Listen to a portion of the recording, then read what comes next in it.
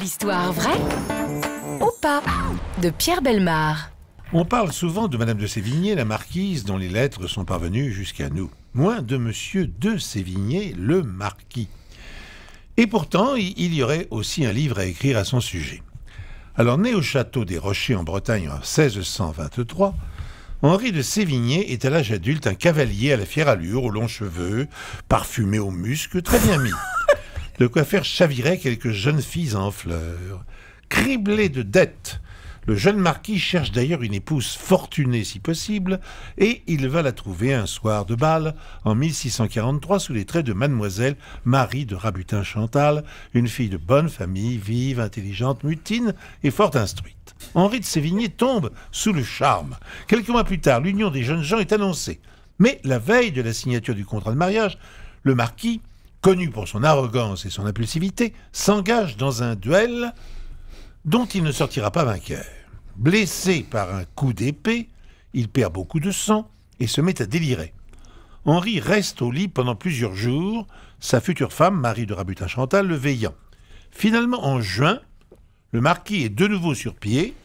Après lui avoir fait promettre de ne plus provoquer le duel, Marie accepte de prendre pour époux, le 4 août 1644, ce jeune homme. Le mariage est célébré à l'église Saint-Gervais, et pendant 7 ans, leur mariage est heureux. Marie a mis au monde 2 beaux enfants, une fille et un fils. Mais les vieux démons d'Henri ne vont pas tarder à ressurgir. Un soir de janvier 1651, le marquis aurait provoqué le chevalier d'Albret. Il n'en a pas le souvenir, puisqu'il était ivre-mort, mais accepte malgré tout un duel. Le 3 février, Henri fait des moulinets face à son adversaire, tant et si bien qu'il s'embroche lui-même avant le premier échange. Aïe. Le coup lui fut fatal, il est mort de la manière la plus bête qui soit. Oh là. Elle s'est embrochée tout seul. Ah, j'adore.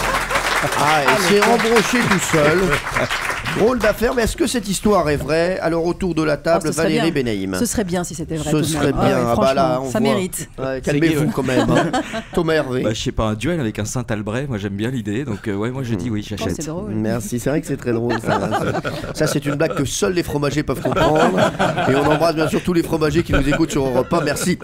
Amanda Lear. Non, moi j'y crois pas, c'est impossible de s'embrocher tout seul. J'ai fait de l'escrime moi-même quand. Ah oui. Oui, j'ai fait de l'escrime, de fleuret, et c'est impossible de s'embrocher. Jamais. Tout seul. Vous êtes à jamais moins de tomber dessus. Bah, ça peut arriver. Non, j'y On peut crois pas. s'embrocher. Camille Combal. J'ai pas fait d'escrime moi, mais j'ai envie de croire en Pierre, comme toujours. De toute façon, je suis sûr à 100% que c'est vrai. Et Yann Kefelec, notre invité.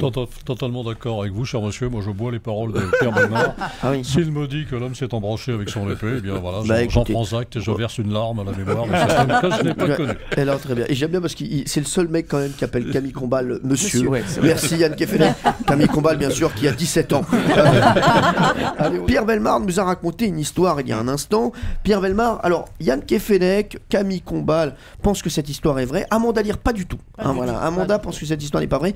Et Valérie Benaïm espère que cette histoire est vraie. Alors. Eh bien, je vais vous dire toute la vérité. Merci.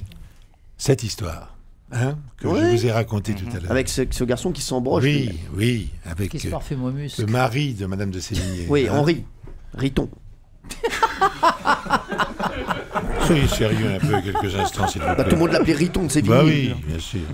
C'est vrai, on l'appelait mon Eh père. bien, en il même temps. était tellement Voilà. bête qu'il s'est embroché lui-même. Je Bah, suis j'en ai désolé. dit. Ah, faut être con alors.